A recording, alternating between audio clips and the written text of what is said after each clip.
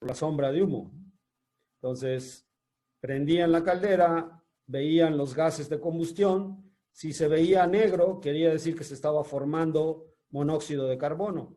Entonces, quería decir que faltaba aire. Abrían un poco más la compuerta de aire y veían los gases hasta que ya no se viera humo o se viera muy poco. Entonces, eso no me garantiza nada. El que no se vea humo no quiere decir que no tenga demasiado aire o cuánto es demasiado.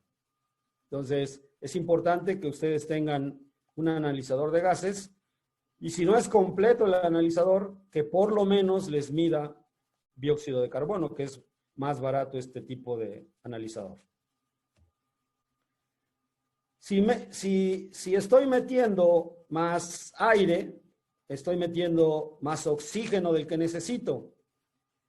Ese oxígeno no se va a quemar y va a aparecer en los gases de combustión como oxígeno libre. Entonces, si mi exceso de aire es igual a 0, entonces dijimos que para el diésel andaríamos cerca de los 15 como CO2 y entonces el oxígeno que yo mediría sería 0. Si me voy a un 20% de exceso de aire, entonces yo tendría que esperar un valor de oxígeno de 4. Entonces, estoy 20% de exceso, ¿sí? Ese 20% me dice que yo debería de esperar 4% de oxígeno como presencia en los gases. Entonces, la determinación del dióxido de carbono, dependiendo del combustible, me va a decir cuánto oxígeno más estoy metiendo y cuál es el exceso de aire que estoy metiendo. Si yo metiera un 100% de exceso de aire, mi dióxido de carbono se iría alrededor de los 8, un poco menos de 8, perdón, ¿sí? Y el oxígeno se elevaría a valores arriba de 10. ¿Sí? Entonces, si el analizador es mucho más completo, entonces puedo medir, además del dióxido de carbono, el oxígeno. Si no, con una tabla de estas puedo saber, midiendo solamente el dióxido de carbono, puedo determinar cuánto tengo de exceso de aire y cuánto tengo de oxígeno. Además, los analizadores que existen actualmente correlacionan estos valores en forma teórica, no es que lo midan, solo miden el CO2 y determinan el oxígeno y el exceso por fórmula, básicamente. Dijimos que en el proceso de combustión, si yo metiera solo el oxígeno estequiométrico, 0% de exceso de aire, tengo el problema de que no todo el carbono se quema como dióxido de carbono y se queda mucho como monóxido de carbono. Eso me va a dar pérdidas porque el monóxido de carbono produce menos calor que el dióxido de carbono, ¿sí? Una tercera parte del calor que debería de darme, y aparece como carbón no quemado, combustible no quemado, y eso me produce hollín. Hollín que me puede aislar los fluxos de la caldera y sobrecalentar los tubos, por eso lo tengo que evitar. Entonces, si vemos aquí, la presencia de monóxido de carbono estaría del lado izquierdo y aparece como partes por millón porque realmente es muy poco lo que se genera como monóxido. Entonces, si yo tuviera 0%, la cantidad de monóxido, que es el color violeta, es este que aparece aquí. Si ven, con 0% de exceso de aire tengo un valor muy alto de monóxido, más de 500 partes por millón. ¿Sí? Entonces, debido a este proceso, tengo que meter más aire del que necesito, tengo que meter exceso de aire para poder garantizar que este monóxido encuentre suficiente combustible para que se convierta en dióxido de carbono. Entonces, si ven, con un 10% de exceso, reduzco notablemente desde 500 hasta 100 partes por millón.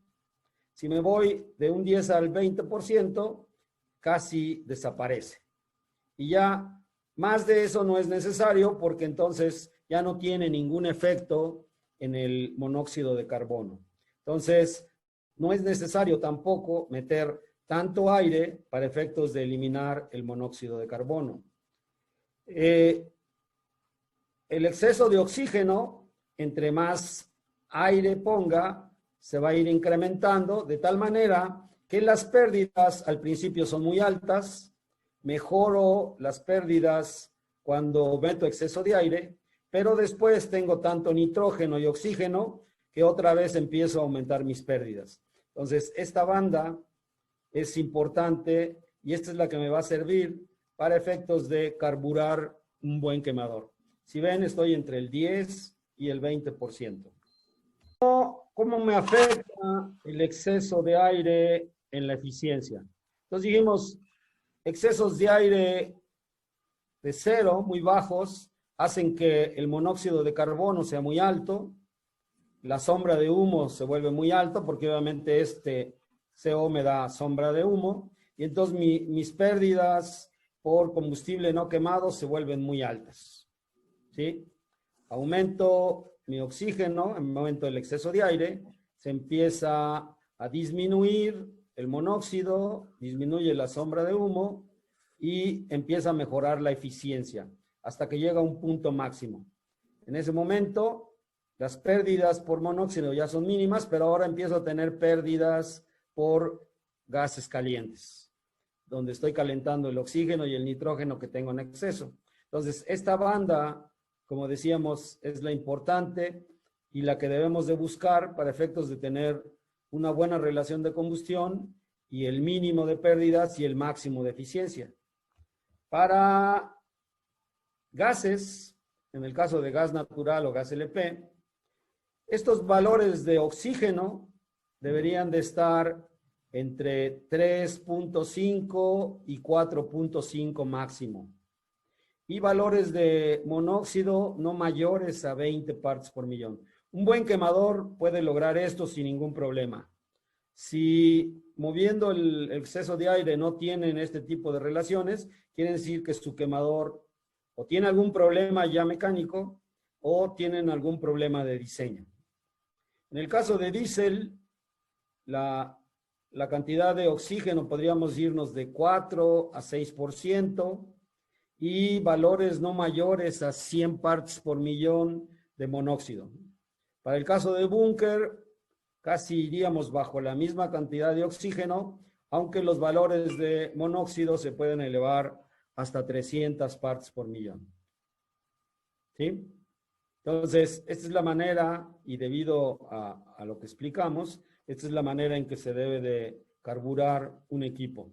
Obviamente, no hay manera de hacerlo si no tenemos una relación de análisis de gases. Hacerlo a ojo es imposible. Hay gente que decía que con la temperatura de la flama, que con el color de la flama, que si era azulita, que si era naranja. Todos esos métodos son imperfectos, nos van a llevar a errores muy fuertes y vamos a tener pérdidas de eficiencia. Cuando veamos los costos de operación debido a estas bajas eficiencias, nos vamos a dar cuenta que con los ahorros que obtenemos de combustible por una buena eficiencia, podemos pagar sin ningún problema cualquier equipo de análisis que instalemos en nuestro equipo. Por lo que es rentable la compra de cualquier equipo de análisis para poder controlar la combustión. Vamos a ver algunos análisis que nos hicieron llegar algunos de ustedes para efectos de determinar qué es lo que tienen en sus equipos. Aquí si ven, nos vamos al oxígeno. El oxígeno anda por 8%. El combustible es diésel. Si ven, el valor de oxígeno es muy alto. Tienen ustedes casi 60% de exceso de aire, 56%. Dijimos que los valores para diésel deben de estar en 30% máximo. El oxígeno no debería de ir arriba de 6 partes por millón, de 4 a 6%. ¿Sí? Si ven, el dióxido de carbono se fue 9,7, o sea, está diluido, perdón, el monóxido, ese es el dióxido 9,7. Monóxido tiene 64 partes por millón, está bien. Algunos otros gases que regulan las agencias de control ambiental son el dióxido de azufre. No estoy seguro cuál es el valor que a ustedes les controlen. Deberían de controlarles el dióxido de azufre y deberían de controlarles los NOxes. Para nuestro caso, si no mal recuerdo, el dióxido de azufre anda como en 300 partes por millón, los óxidos de nitrógeno hasta 250, no, 400 partes por millón. Entonces, realmente, si el quemador es eficiente, los óxidos de nitrógeno no deben de elevarse arriba de 100, 150 partes por millón. El dióxido de azufre no pueden hacer nada porque eso depende de la cantidad de azufre que tenga el combustible. Entonces, si les da valores muy altos de dióxido de azufre, tienen que reclamarle al fabricante de que les dé un combustible con menos azufre. O sea, ahí no se puede hacer absolutamente nada, ¿no? La temperatura de chimenea, si ven, marca 457 grados, es muy alta. Yo debería de esperar temperaturas máximas dependiendo del vapor, ¿no? Si el vapor se está produciendo a 100 libras o 7 kilogramos por centímetro cuadrado, la temperatura de vapor anda alrededor de los 170 grados. Las calderas se diseñan para que la temperatura de chimenea sea de 30 a 50 grados más alta que el vapor. Eso quiere decir que yo esperaría valores de chimenea de 200 a 220 grados con un buen diseño. Entonces, si tiene 457 grados, tienen un problema de transferencia de calor. Todo el calor se está yendo a los gases de combustión y no están produciendo vapor. Puede ser que tengan muy llenado el equipo o que tengan incrustados los fluxes y por eso todo el calor se está yendo a la chimenea, ¿no? Entonces, de ahí la importancia de hacer un análisis de sus gases de combustión, ¿no? Básicamente sería. Vamos a ver otro. Esta es otra caldera. Aquí vemos oxígeno, dióxido de carbono. Fuego bajo, fuego alto. Si ven, a lo largo de estos 3 puntos de fuego bajo y fuego alto, los valores de oxígeno en fuego bajo son arriba de 6 y en fuego alto están arriba de 7, 7,5. Nuevamente, si es diésel, son valores muy altos de oxígeno, los pueden controlar. Dióxido de carbono se ajusta, o sea, si tengo este valor, tengo el otro, ¿no? Es por fórmula solamente.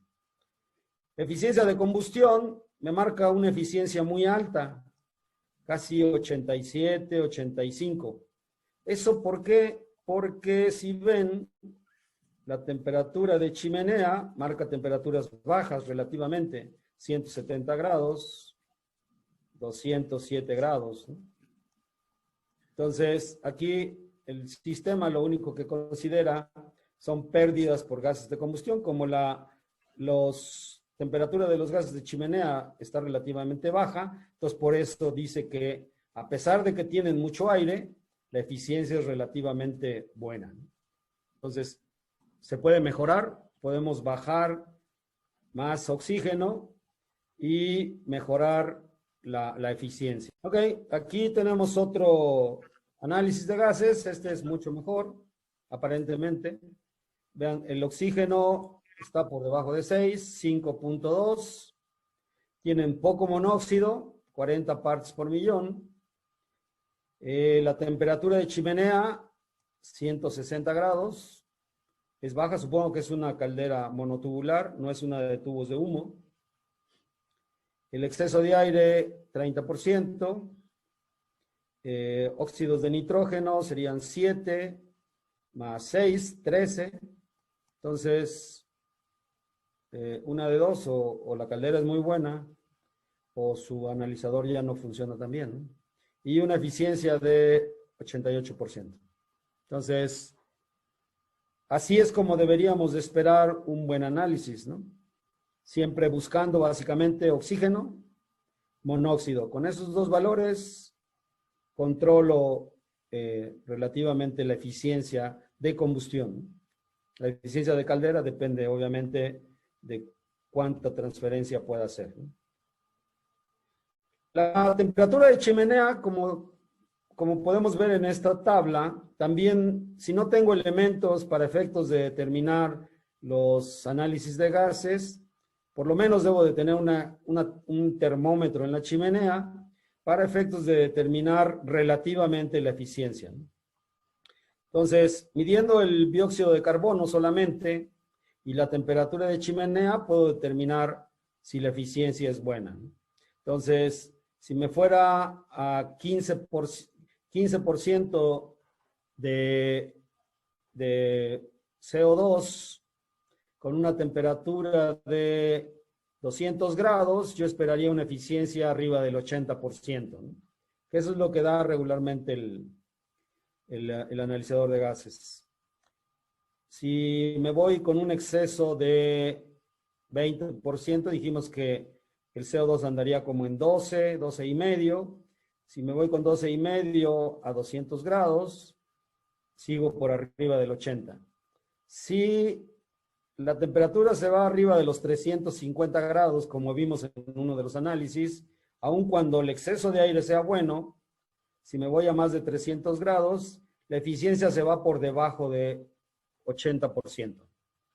Si tuviera valores de 500 grados, por ejemplo, que sería escandaloso, y una baja relación de CO2, andaría mi eficiencia entre el 60 y 70%, ¿no? Vamos a ver posteriormente qué implica una baja eficiencia en los costos de operación. Entonces, la temperatura de chimenea es un factor importante también. Como dijimos, no debería yo de tener, si tengo el equipo trabajando a 100 libras, la temperatura de chimenea no debería de rebasar los 230 grados. Si tengo más, tengo un problema y entonces tengo que analizarlo para efectos de corregirlo. En el caso de calderas monotubulares, como es el caso de calderas Clayton, por su diseño a contraflujo, puedo obtener temperaturas de chimenea por debajo de la temperatura del vapor, por lo que la cantidad de calor perdido en la chimenea se reduce y entonces la eficiencia tiende a incrementarse.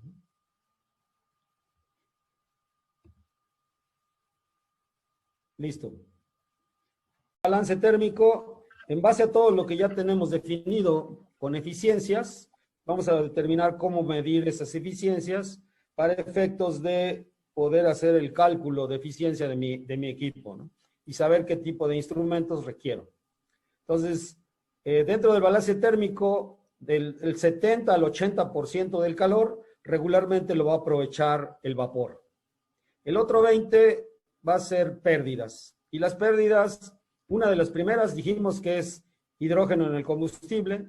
Como el combustible tiene hidrógeno, ese hidrógeno va a formar agua y esa agua tiene que evaporarse e irse a sobrecalentado y salir junto con los gases de chimenea. Entonces, eso es una pérdida y esa pérdida es lo que me define el poder calorífico superior y el poder calorífico inferior, ¿no?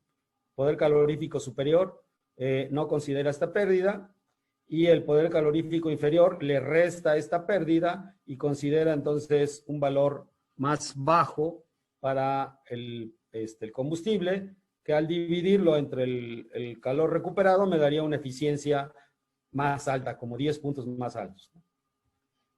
Esa misma pérdida se puede presentar porque el aire no es seco, el aire tiene humedad relativa y esa humedad, que es agua nuevamente, se tiene que evaporar y le roba parte del calor a la combustión. La pérdida que ya conocemos por calentamiento de gases de chimenea, o sea, el exceso de nitrógeno que tenemos, oxígeno más los gases de combustión como el dióxido de carbono. Eso va a hacer que se pierda gases de chimenea y dependen básicamente de la temperatura de chimenea y de la cantidad de aire que metamos, ¿no? Entre más aire metamos, más pérdidas tenemos. Entre más alta sea la temperatura de chimenea, más pérdidas tenemos. Y la otra sería pérdida por presencia de monóxido. Monóxido de carbono, acuérdense que es una molécula que no se convirtió en dióxido de carbono, y entonces tengo pérdidas por combustible no quemado, y obtengo solamente un tercio del calor que debería de tener si se convirtiera a CO2. Y las pérdidas por radiación, que dependen básicamente de la superficie expuesta de la caldera hacia el medio ambiente. Vamos a hacer un análisis de estas pérdidas y cómo se calculan. Entonces, la pérdida por hidrógeno se determina con el porcentaje en peso del hidrógeno que tiene el combustible que voy a utilizar. Lo multiplico por 9 y lo multiplico por la diferencia de entalpías, que quiere decir el calor a la salida de los gases. O sea, si está a 200 grados, determino por tablas de vapor cuál es la entalpía de esa agua, considerando que la presión relativa de la humedad en los gases de combustión es de 0.07 kilogramos por centímetro cuadrado. Y la entalpía F sería la entalpía del agua a la cual entra cuando está el combustible, ¿no? O sea, que sería la temperatura ambiente. Con esos valores puedo determinar la pérdida por hidrógeno al combustible. Esta pérdida, en términos generales, es como del 9 al 10% de la cantidad de calor. O sea, es una pérdida muy, muy fuerte. Y regularmente solo la podríamos aprovechar si hacemos condensar esa agua. Lo podemos hacer con intercambiadores de calor en la chimenea que trabajan por condensación. Bajo tanto la temperatura de los gases de chimenea que hago que se condensen estos gases y entonces recupero esos 10 puntos de eficiencia de calor. El problema es que al condensarlo voy a formar ácido carbónico y entonces el intercambiador para condensación debe ser de acero inoxidable. Normalmente es de acero inoxidable con aletas de aluminio para efectos de evitar la corrosión por ácido carbónico. Las pérdidas de calor en los gases de chimenea, entonces, es lo que ya conocemos, masa por Cp por delta T. ¿Cómo determino la masa de gases? Lo vimos con el análisis de combustión, cómo se determina la masa de gases secos, ¿no? Entonces, determino cuántos kilos de gases secos tengo. Pues acuérdense que es los kilos de combustible más los kilos de exceso de aire. En términos generales, la cantidad de aire que yo necesito para un combustible es alrededor de, si tengo un 20 o 30% de exceso, son entre 20 y 25 kilos de aire por cada kilo de combustible. Entonces, la masa de los gases va a ser 20 por los kilos de combustible más los kilos de combustible. Porque acuérdense que el combustible termina como gases, ¿no? Entonces, determinar este valor, si tengo la cantidad de combustible y tengo el análisis de gases, es fácil. El Cp para los gases de chimenea, vamos a considerarlo como 0.24. Requiero de 0.24 kilocalorías por cada kilo de gases secos. Temperatura de chimenea menos temperatura ambiente, que es llevarlo de temperatura ambiente hasta la temperatura de chimenea. Entonces, si ven, entre más gases tenga por exceso de aire, tengo mayores pérdidas. Entre mayor sea la temperatura de chimeneas, tengo mayores pérdidas. Esta pérdida se puede ir entre 9, 10% hasta un 15% de la eficiencia. O sea, las mayores pérdidas están por el hidrógeno, que forma agua, y por los gases de chimenea, por lo que es importante entonces determinar el exceso de aire y la temperatura de chimenea. ¿Cómo determinamos la eficiencia de operación? Bueno, Esto en realidad no es una pérdida para el combustible, pero es aprovechamiento para el vapor. Entonces aquí tenemos que determinar el peso de vapor producido en kilos de vapor. Recuerden que dijimos que eso solo lo podría hacer teniendo un medidor. Si no tengo un medidor de vapor, lo puedo hacer, como decíamos, a través de un medidor de agua de alimentación a la caldera. Mido cuánta agua estoy alimentando a la caldera y estimo las purgas, y de esa manera puedo determinar cuántos kilos de vapor produzco a lo largo del día, ¿no? MF es el peso del combustible quemado. Entonces, la cantidad de vapor entre el combustible por las entalpías del agua, ¿no? Entalpía a la salida del vapor, a la presión correspondiente, y la entalpía del agua de alimentación, ¿sí? Esto ya lo habíamos visto para efectos de determinar la eficiencia, ¿no? Entonces, si yo aplico esas fórmulas y hago un balance para una caldera X, obtengo estos valores. El calor absorbido, en este caso, para quemando diésel, que tiene este diésel 10.094 kilocalorías por kilogramo. De esos 7.500 son el calor que absorbe el vapor, entonces sería un 75%. Entonces la eficiencia de esta caldera estaría en alrededor del 75%.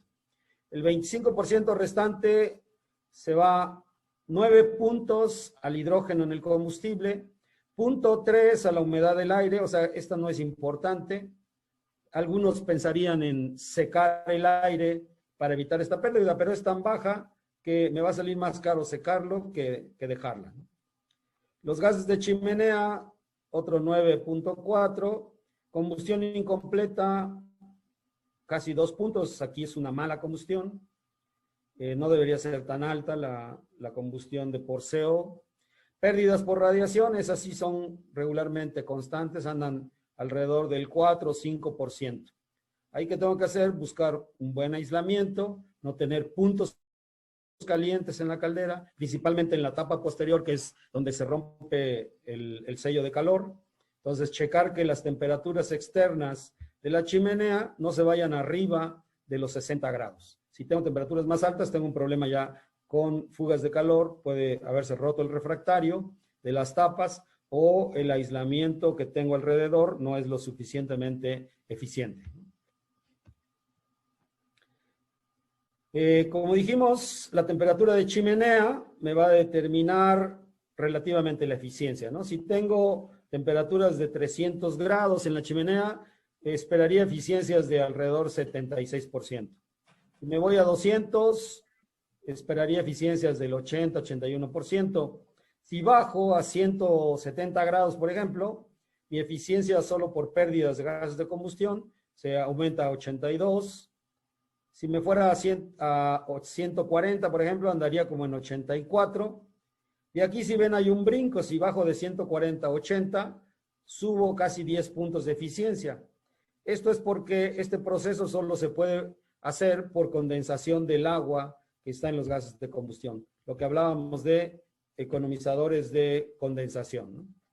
Si pudiera bajar los gases hasta un 20 grados, casi la temperatura ambiente, mi eficiencia casi se va al 100%, ¿sí? O sea, ya recuperé el calor de condensación, recuperé el calor de los gases y solo me quedarían las pérdidas por monóxido o por radiación, ¿no?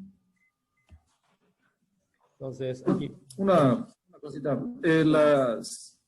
¿Una alta temperatura de gases de chimenea puede involucrar también incrustación?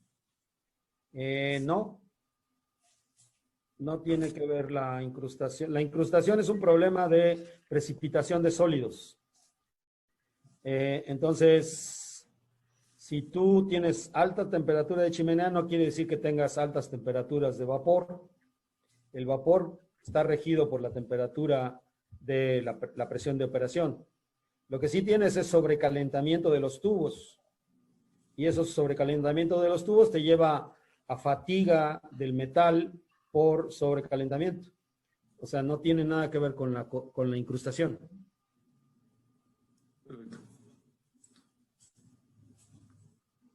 Entonces, aquí vemos el punto, como les decíamos, donde está la condensación. Entonces, solo condensando, en ese punto subimos casi 10 puntos de eficiencia, ¿no?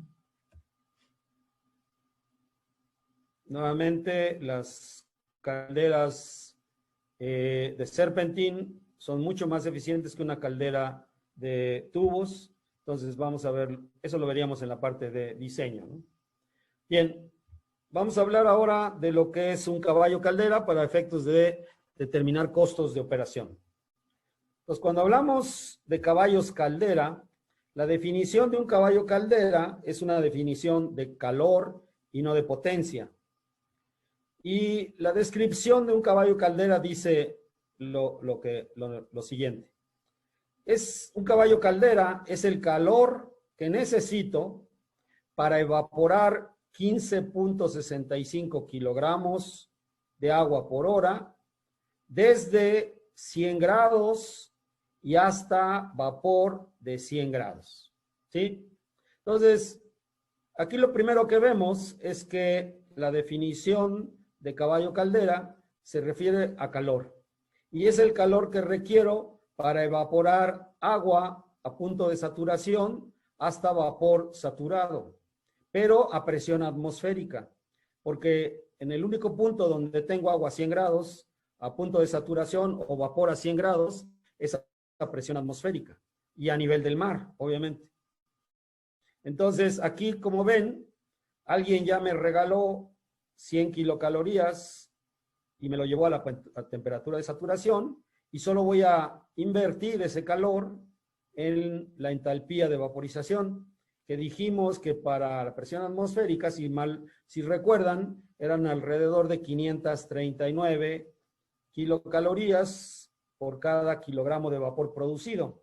¿Eso qué quiere decir? Que esa cantidad de calor serían 15.65 kilos multiplicado por 539.06, me daría 8.436 kilocalorías por hora.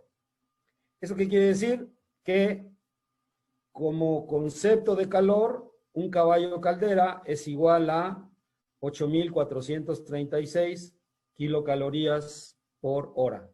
O su equivalente en BTUs multiplicado por 4, estamos hablando de 33.200 BTUs, si no mal recuerdo, ¿no? Por ahí vamos. ¿Cuál es el punto importante aquí? Que una caldera en condiciones de operación normal, primero, no produce vapor a 100 grados. Segundo, no tiene el agua de alimentación a 100 grados. Regularmente lo tengo a temperatura ambiente, por lo que las condiciones de producción de vapor en realidad no son 15.65.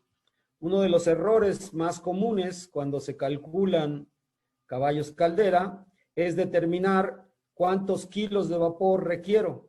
Entonces el fabricante de algún proceso me dice, bueno, este equipo para operar necesita 6.000 kilogramos de vapor por hora a una presión de 7 bars o 100 libras.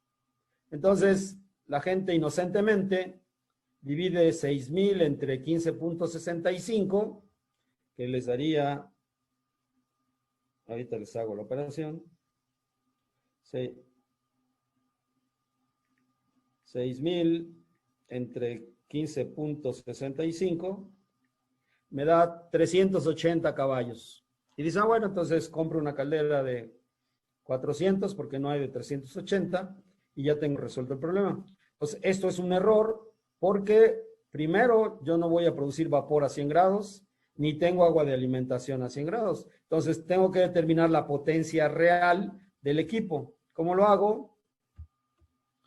Entonces, yo sé que a 7 kilos, primero voy a considerar que el agua está a 20 grados centígrados.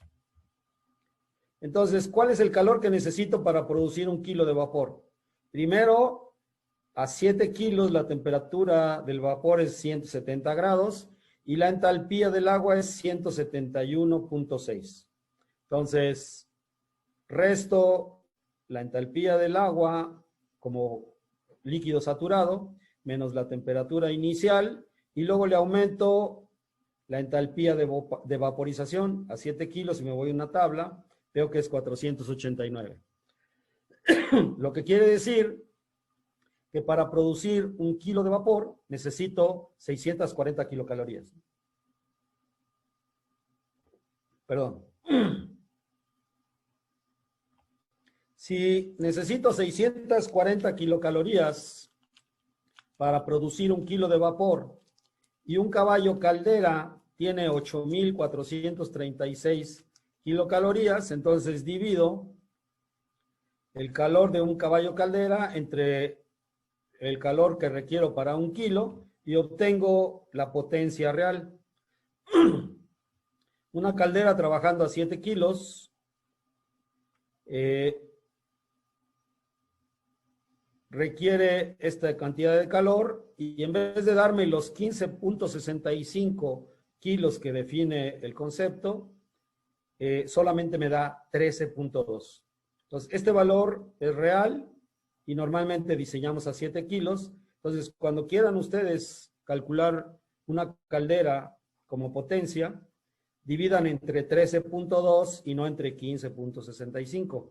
Lo que quiere decir que esos 6.000 kilos que yo requería, divido ahora 6.000 kilos de vapor entre 13.2 y me dice que necesito una caldera de 450 caballos por lo menos. Entonces, si yo hubiera comprado una de 380, me hubiera quedado corto porque no me iba a dar el vapor adecuado. ¿Cómo puedo aumentar en principio la potencia de la caldera? Alimentando agua a alta temperatura. Si en vez de alimentarla a 20 grados, recupero los condensados de mi proceso y puedo lograr que la temperatura de alimentación se vaya a 90 grados, entonces puedo mejorar la eficiencia de producción de vapor. Entonces imagínense que recupero condensado y entonces ahora el agua de alimentación está a 90 grados.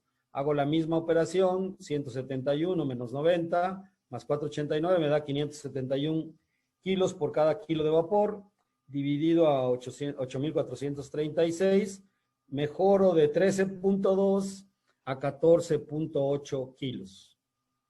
Y si pudiera alimentar el agua arriba de 90 grados, mejoraría la cantidad de vapor. Entonces, como máximo, a temperatura ambiente, regularmente meto a 90 grados el condensado o el agua de alimentación a la caldera, y eso me daría 14.8 kilos por cada caballo caldera. ¿Sí? Entonces, es importante que esos números los tengamos siempre como de memoria. Calor, 8.436 kilos. Potencia real, 13.2 kilos por hora de vapor por caballo caldera. ¿Sí? El solo aumentar estos 90 grados, en vez de los 20 grados, hace que aumente la eficiencia de 13.2 a 14.8, lo que me da un aumento de 12 puntos de eficiencia solo por aumentar la temperatura de alimentación. De ahí la importancia de alimentar siempre con agua a alta temperatura, primero por cuestiones químicas para eliminar el oxígeno disuelto, pero también para mejorar la eficiencia de generación de vapor. Entonces, esos números, como decía, son números que tenemos que saber siempre de memoria, ¿no? Bien, el calor aprovechado de una caldera en función a la eficiencia, sabemos que era el calor absorbido, que eran los kilogramos de vapor, por la diferencia de entalpías, entalpía del vapor menos la entalpía inicial, dividido entre la cantidad de combustible por su poder calorífico. Esos kilogramos por la diferencia de entalpía, como vimos, son los caballos caldera multiplicado por 8.436. Entonces, para una caldera, si conozco la eficiencia, tengo los caballos caldera, puedo determinar el consumo de combustible a través de esta fórmula. De tal manera que el consumo de combustible M sería multiplicar los caballos caldera por 8.436 dividir entre la eficiencia y multiplicar por el poder calorífico del combustible. De esta manera, puedo determinar cuánto combustible va a consumir una caldera específica instalada ya como caballos caldera. Vamos a determinarlo entonces. Lo primero que tengo que determinar es cuánto me cuesta el combustible. Entonces, los combustibles que pudiera utilizar en una caldera de tubos de humo o tubos de agua puede ser gas natural, gas LP, diésel, búnker, o pudiera tener una caldera eléctrica y utilizar kilowatts hora. Los precios que pudieron facilitarme de Ecuador serían para el gas natural 55 centavos de dólar por metro cúbico, gas LP 1.33 dólares por kilo, el diésel, aunque ahorita aparentemente está más barato, este es el precio que tenían como de 2 dólares, arriba de 2 dólares por galón, que me darían como 60 centavos por litro. El búnker también anda como en 80 centavos de dólar por litro, por galón, entonces me daría 26 centavos por litro. Y la electricidad alrededor de 14 centavos de dólar por kilowatt hora consumido. Entonces, si yo me fuera solo por el precio, podría pensar que el más barato, el combustible que cuesta menos sería el mejor o el combustible más barato. Efectivamente, el búnker sería 26 centavos y la energía eléctrica sería 14 centavos. Entonces yo diría, bueno, lo más barato sería la energía eléctrica. Lo que hay que entender es que los combustibles que utilizamos o la energía eléctrica la usamos por el poder calorífico que tiene. Entonces, no es tanto importante el precio, sino cuánto calor me da por unidad de masa. Entonces, vamos a ver el poder calorífico. El gas natural tendría alrededor de 8.044 kilocalorías, gas LP 12.000, diésel 8.500, el búnker 9.700, y la electricidad, a pesar de ser la más barata, por ley de Joule me da solamente 860 kilocalorías por cada kilowatt hora. Entonces, aquí vería que el gas LP pudiera ser el mejor combustible porque es el que más calor me da, pero a fin de cuentas no solamente es el costo del combustible ni el poder calorífico, tengo que sacar el costo de la energía. ¿Cuánto me cuesta por cada kilocaloría que yo puedo obtener a través del combustible? Entonces, si ustedes a esto le ponemos A, al poder calorífico le ponemos B, entonces saco el costo por millón de kilocalorías, divido A entre B, lo multiplico por 1.000.000 y obtengo el valor por millón de kilocalorías. Entonces, para este caso, gas natural serían 50 dólares, gas LP 111, diésel 69, búnker 26, energía eléctrica 162. Ahora sí es comparable. El combustible más caro por calor es la energía eléctrica, casi 162 dólares por billón de kilocalorías. De los combustibles fósiles estaría el gas natural y después el diésel, o primero el búnker, gas natural, y por último el diésel, y por último el gas LP. Si yo le pongo un valor de 1 para hacer comparativo, al diésel divido este valor entre los demás y obtengo la relación porcentual. Quiere decir que si yo quemo diésel ahora y lo quiero cambiar a gas LP, voy a gastar un 60% más de lo que estoy gastando actualmente por cambiar a gas LP. Si cambiara a gas natural, me ahorraría un 28% de los costos de operación solo por cambio de combustible. O me ahorraría casi un 60% del costo si me fuera a búnker, o pagaría 2.3 veces más si fuera diésel.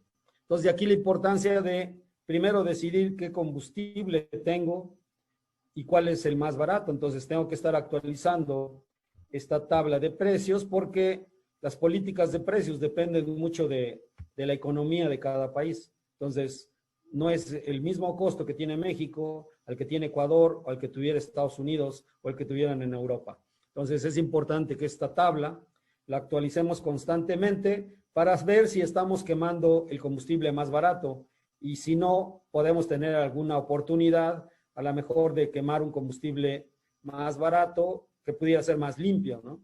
Aquí, a pesar de que el búnker es muy barato, los costos que implica el precalentamiento, atomización, los problemas que me da de hollинamiento, mantenimiento, a veces rebasan ese 60% que me pudiera ahorrar.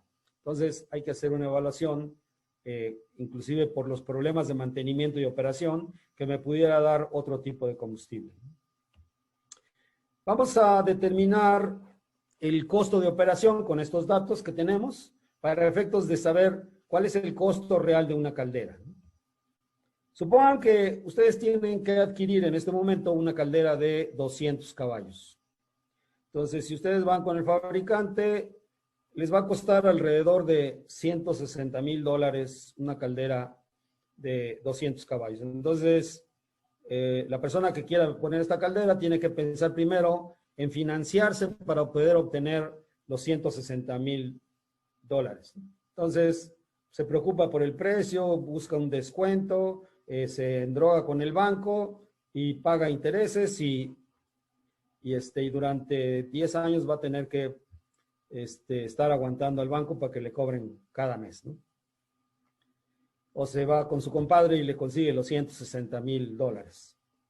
Entonces, ya tiene su caldera y dice, bueno, ¿cuánto me cuesta operarla? Entonces, yo sé que la caldera me va a demandar una cantidad de calor de 8,436 kilocalorías por caballo. Entonces, multiplico 200 por 8,436 y el consumo de calor o lo que me va a entregar es 1,687,000.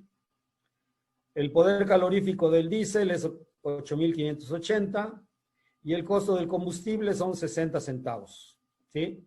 Entonces, voy a considerar que esta caldera tiene una eficiencia baja, que es común en tubos de humo, 76%, y que lo opero al 70% de carga promedio y que trabaja todo el año, 24 horas, ¿sí?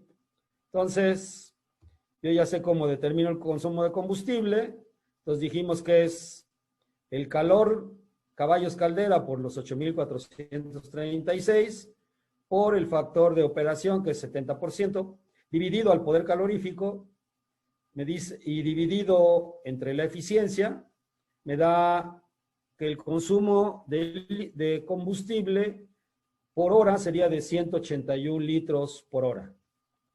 Entonces multiplico 24 horas al día, 365 días al año, 60 centavos de dólar, y me dice que el costo de operación de la caldera se fue a $950,000 al año.